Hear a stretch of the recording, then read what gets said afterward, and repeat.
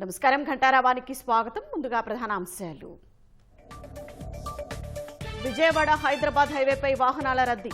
సంక్రాంతి తర్వాత నగరాలకు తిరిగి వెళ్తున్న పల్లెవాసులు.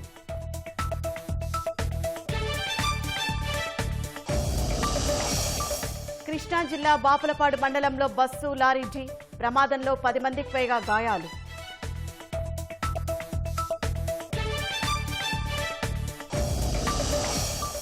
అన్నమయ్య జిల్లాలో 2 సాఫ్ట్వేర్ ఉద్యోగుల మృతి. కేసు నమోదు చేసి దర్యాప్తు చేస్తున్న పోలీసులు.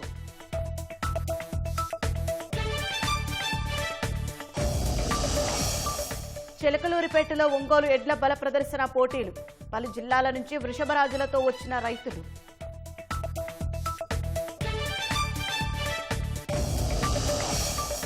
అమెరికా అదనపు సుంకాలను ఖండించిన ఐరోపా దేశాలు.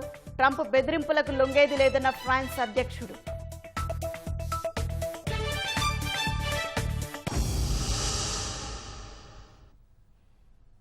అన్నమయ్య జిల్లా పీలేరు నియోజకవర్గం కంభంవారిపల్లెలో 2 యువకులు అనుమానాస్పద స్థితిలో మృతి చెందారు. సంక్రాంతి పండుగకు స్వగ్రామానికి వచ్చిన 2 సాఫ్ట్వేర్ ఉద్యోగులు స్నేహితులతో కలిసి మద్యం సేవించేందుకు శివారు ప్రాంతానికి వెళ్లారు. మద్యం సేవిస్తుండగా పుష్పరాజ్, మణికుమార్ అపస్మారక స్థితిలోకి వెళ్లడంతో పీలేరు ప్రభుత్వ ఆసుపత్రికి తరలించారు. అప్పటికే మణికుమార్ మృతి చెందగా చికిత్స పొందుతూ పుష్పరాజ్ మృతి చెందాడు.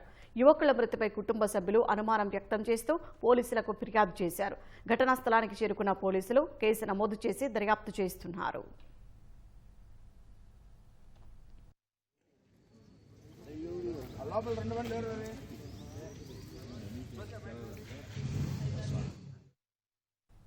కృష్ణా జిల్లా బాపులపాడు మండలం కారమూల వద్ద రోడ్డు ప్రమాదం జరిగింది. జాతీయ రహదారిపై ఆర్టీసీ బస్సు లారీని ఢీకొంది. ఈ ఘటనలో 10 మందికి పైగా గాయాలయ్యాయి. ఉయ్యూరు నుంచి ద్వారకా తిరుమలకు వెళ్తున్న పల్లె వెలుగు బస్సు ఎదురుగా వస్తున్న లారీని ఢీకొట్టడంతో ప్రమాదం జరిగింది. క్షతగాత్రులను చికిత్స కోసం గుడివాడ ప్రభుత్వ ఆసుపత్రికి తరలించారు.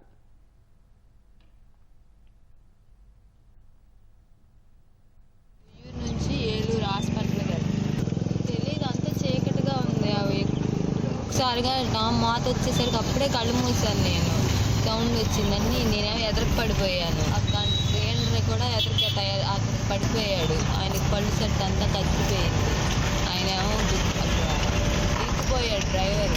ఆ అనుమానం బాగా అందరికీ ఇలా మోకాళ్ళు దిద్దుకుని తల తగిలి సీటు తగిలి. అది ఉయ్యూరు డిపో బస్ అండి. మేము కాటూరులో ఎక్కాము. కానుమూలు పెట్రోల్ బంక్ దగ్గర రాగానే ఆర్టీసీ డ్రైవర్ వెళ్ళి క్రాస్ అయిపోయి దాన్ని గుద్దేశాడు. అందులో డ్రైవర్దే తప్పే.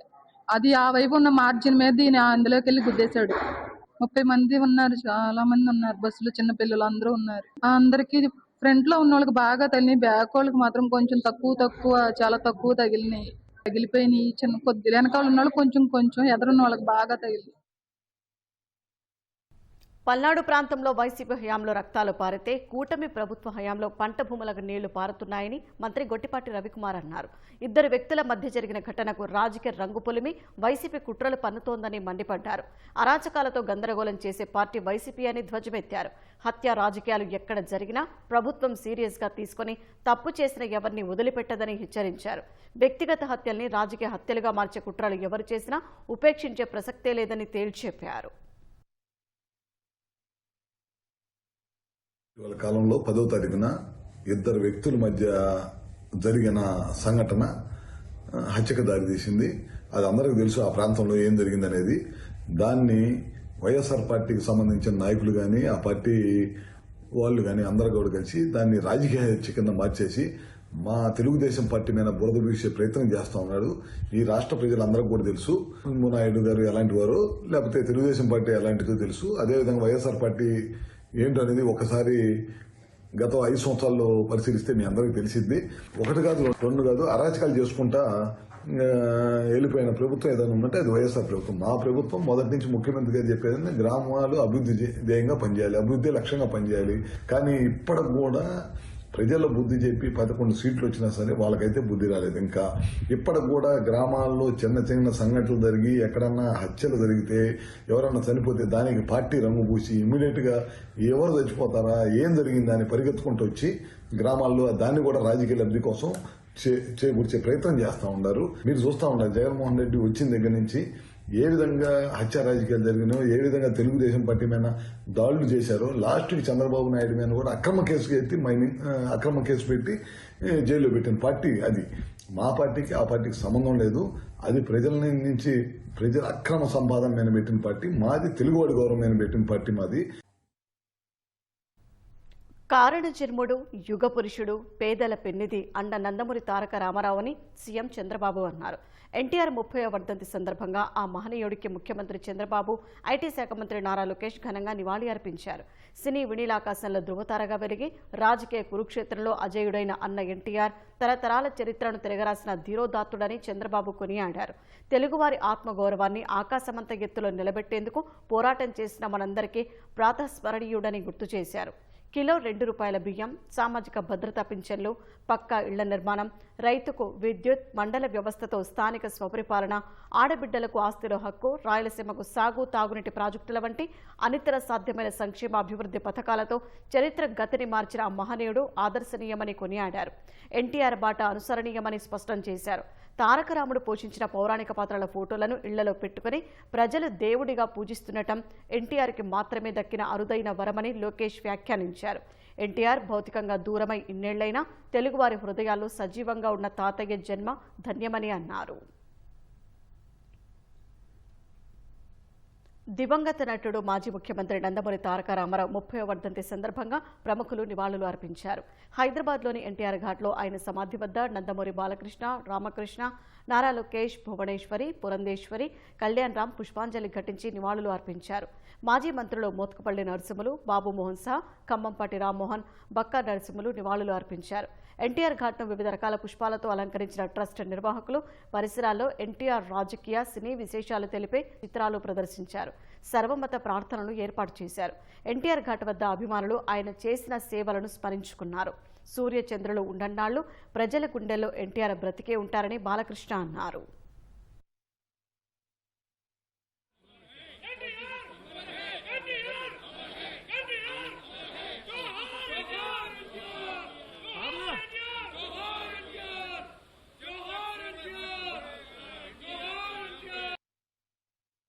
నటనలో మరి ప్రపంచంలోనే అనితర సాధ్యమైన పాత్రలు ఎవరు చేయలేని పాత్రలు పౌరాణికం మనకు పరిమితమైతే అంతేకాకుండా ఎన్నో ప్రయోగాలు ఆయన చేశారు. ఇంకా ప్రవేశం చేసి అణువణువులు నింపుకుని ఆ పాత్రలకు ప్రాణం పోసిన మహానుభావుడు నందమూరి తారక రామారావు. ఎటు చూసినా ఎటు వెతికినా కూడా ఎక్కడా మనకి కనిపించడు. అలాగే రాజకీయంగా చూస్తే అప్పుడు ఆనాడు తెలుగుదేశం పార్టీని స్థాపించడం, అంతవరకు రాజకీయాలు దూరంగా ఉన్న వాళ్ళందరికీ చేయూతనిచ్చి బడుగు బలహీన వర్గాలు వాళ్ళైతేనేమి, తాడిత పీడిత కులాలు, మైనారిటీలు అందరూ కూడా ఈ యొక్క రాజకీయాల్లో ఉన్న ఈ అధికారంలో ఉన్న పదవులు దూరంగా ఉన్న వాళ్ళందరికీ చేయూతనిచ్చి తీసుకొచ్చి పదవులు కట్టబెట్టి సత్కరించిన మహానుభావుడు నందమూరి తారక రామారావు. ఆయన ప్రతి తెలుగు బిడ్డ, ప్రతి తెలుగు మట్టి గడ్డ కూడా నేను తెలుగువాడిని అని సంగర్వంగా చెప్పుకొని దమ్ము, ధైర్యం, తెగువ, అలాగే ఆయన రాజకీయాల్లో ఆయన ప్రవేశపెట్టిన పథకాలు చూస్తే ఎంతో సాహసోపేతమైనవి, అలాగే సామాన్యులకి ఎంతో అనుకూలమైనవి, ఉపయోగకరమైనవి కూడా. దాన్ని ప్రవేశపెట్టిన పథకాలు ఇప్పటికీ కేవలం మన తెలుగు రాష్ట్రాల్లోనే కాదు, యావత్ భారతదేశంలో ఆదర్శంగా తీసుకున్న వాటిని ప్రవేశపెట్టి వాటిని ఆ ఫలాల్ని అందరికీ కట్టబెడుతున్నారంటే అది ఆ రామారావు గారు పుణ్యం.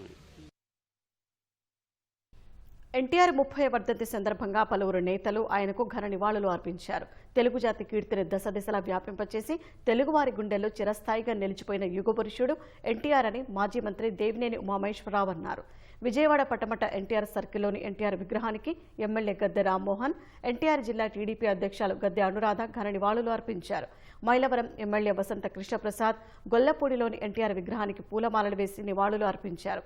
పశ్చిమ గోదావరి జిల్లా తణుకు ఎమ్మెల్యే ఆరిమిల్లి రాధాకృష్ణ నందమూరి తారక రాముడికి నివాళులు అర్పించారు. కర్నూలులోని మిదాల మాపాడులో టీడీపీ నేత రామేశ్వరరెడ్డి ఆధ్వర్యంలో ఎన్టీఆర్ చిత్ర పుష్పాంజలి సమర్పించారు.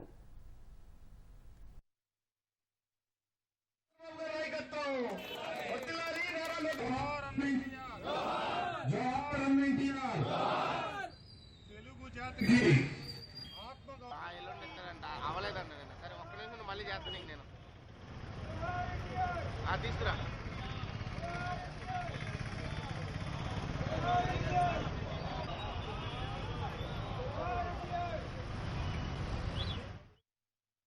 గణతంత్ర దినోత్సవం సందర్భంగా రాష్ట్రపతి నిలయంలో నిర్వహించే ఎటోమ్ కార్యక్రమం కోసం అహ్మదాబాద్లోని నేషనల్ ఇన్స్టిట్యూట్ ఆఫ్ డిజైన్ విశ్వవిద్యాలయం ఆహ్వాన పత్రికలను సిద్ధం చేసింది.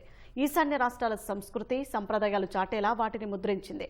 రాష్ట్రపతి భవన్ ఇచ్చిన ఇతివృత్తం ఆధారంగా ఆహ్వాన పత్రికను డిజైన్ చేశామని ఎన్ఐడి డైరెక్టర్ అశోక్ మండల్ తెలిపారు. ప్రధానమంత్రి మన్ కీ బాత్లో ప్రస్తావించిన అంశాలతో పాటు జీఐ ట్యాగ్ పొందిన ఉత్పత్తుల పేర్లను ఆహ్వాన పత్రికల్లో పొందుపరచామని వివరించారు. ఆహ్వాన పత్రాల తయారీలో 350 మందికి పైగా కళాకారులు పాలుపంచుకున్నారని ఆయన వెల్లడించారు. వారిలో ఎక్కువ మంది ఈశాన్య రాష్ట్రాలకు చెందిన మహిళలేనని తెలిపారు. ఎటోమ్ కార్యక్రమానికి హాజరయ్యే అతిథులకు ఈ ఆహ్వాన పత్రికలను అందించనున్నారు.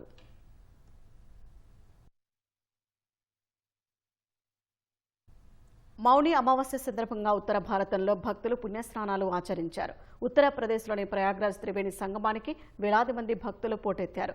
గడ్డ కట్టే చలిని లెక్క చేయకుండా నదిలో పుణ్యస్నానాలు ఆచరించారు. పితృదేవతలకు పిండ ప్రధాన కార్యక్రమాలు నిర్వహించారు. అయోధ్యలోని సరయు నదిలో భక్తులు దీపాలను వదిలారు. పలువురు గోపూజ చేశారు. స్థానికంగా ఉన్న హనుమాన్ మందిరానికి సైతం భక్తులు పోటెత్తారు.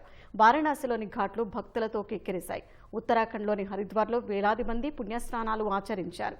తమిళనాడులోని పలు ప్రాంతాల్లో కూడా భక్తులు పుణ్యస్నానాలు ఆచరించి దేవాలయాలకు వెళ్లారు.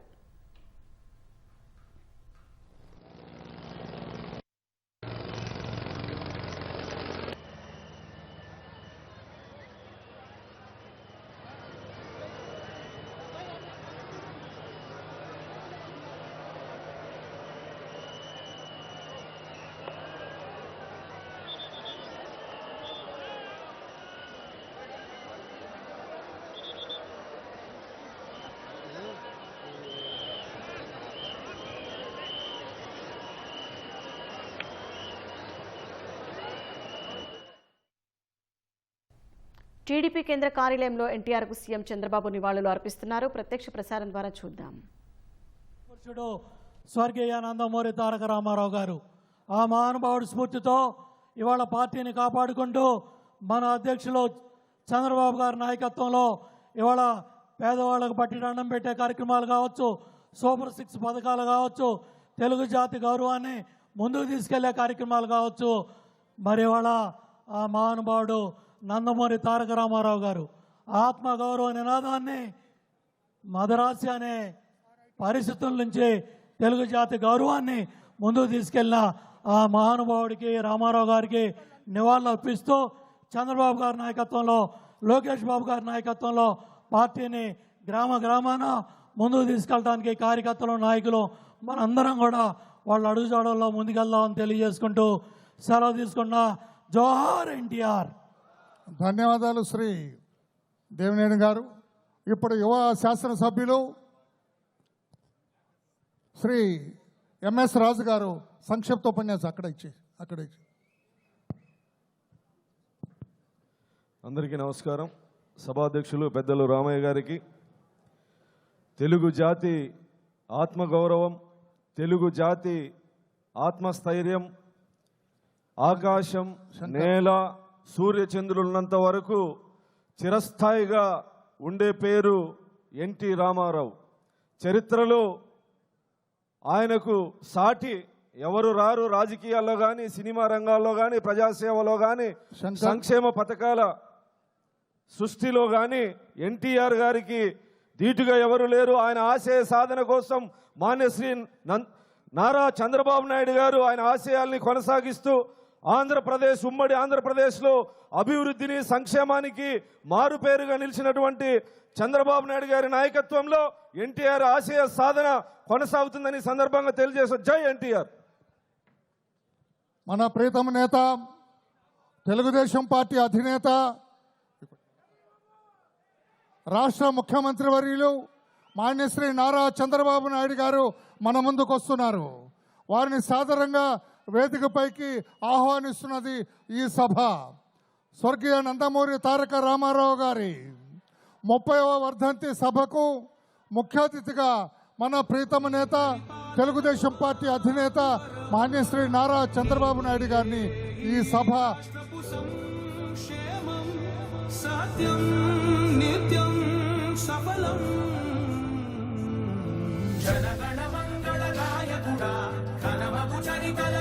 సౌండ్ తరములు మము పరిపాలించర స్వాత్మికుడా నవయుగమేధో సైనికుడా సమయము తెలియని సేవకుడా యువన వ్యాఘ్రకు ప్రగతిని చూపర సాధకుడా వైతాళికుడా. సౌండ్ పెట్టు.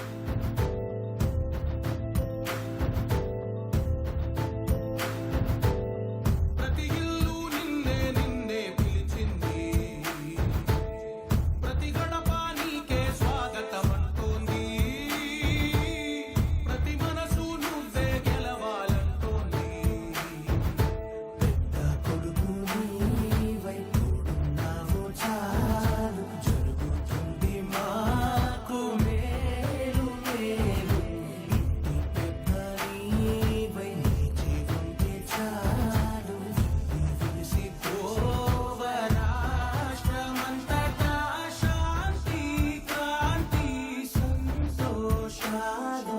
నాయకుడా నాయకుడా మళ్ళీ నువ్వే రావాలి, నవ్యాంధ్ర పాలకుడై నువ్వే గెలవాలి. మన ప్రీతమ నేత తెలుగుదేశం పార్టీ అధినేత రాష్ట్ర ముఖ్యమంత్రి వర్యులు మాన్యశ్రీ నారా చంద్రబాబు నాయుడు గారికి ఈ సభ సాదర స్వాగతం పలుకుతున్నది. విశ్వవిఖ్యాత నట సార్వభౌముడు వారి 30వ వర్ధంతి సందర్భంగా విశ్వవిఖ్యాత నట సార్వభౌముడు స్వర్గీయ నందమూరి తారక రామారావు గారి విగ్రహాన్ని పుష్పమాలతో అలంకరించి శ్రద్ధాంజలి ఘటించవలసిందిగా మాన్యశ్రీ నారా చంద్రబాబు నాయుడు గారిని కోరుతూ ఉన్నాం. విశ్వవిఖ్యాత నట సార్వభౌముడు స్వర్గీయ నందమూరి తారక రామారావు గారికి పుష్పాంజలి ఘటించి జోహార్ అన్న ఎన్టీఆర్, జోహార్ అన్న ఎన్టీఆర్.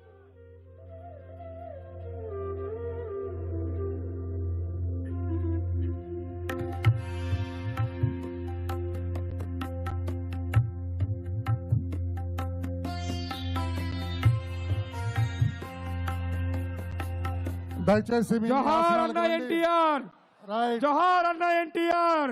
నారా చంద్రబాబు నాయుడు గారి నాయకత్వం. రైట్.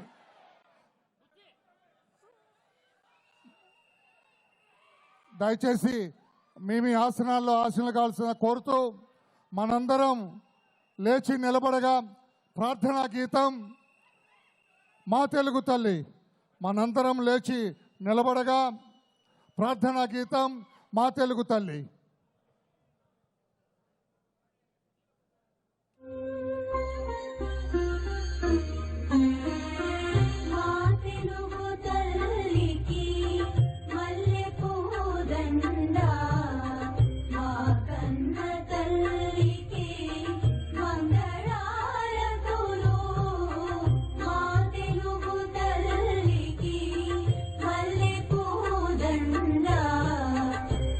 కన్న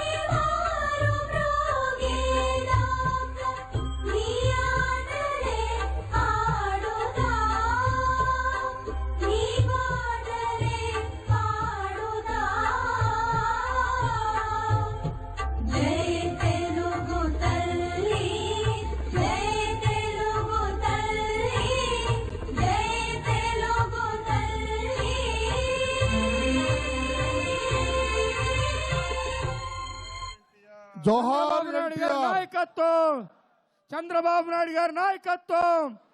జోహార్ అన్న ఎన్టీఆర్, జోహార్ అన్న ఎన్టీఆర్.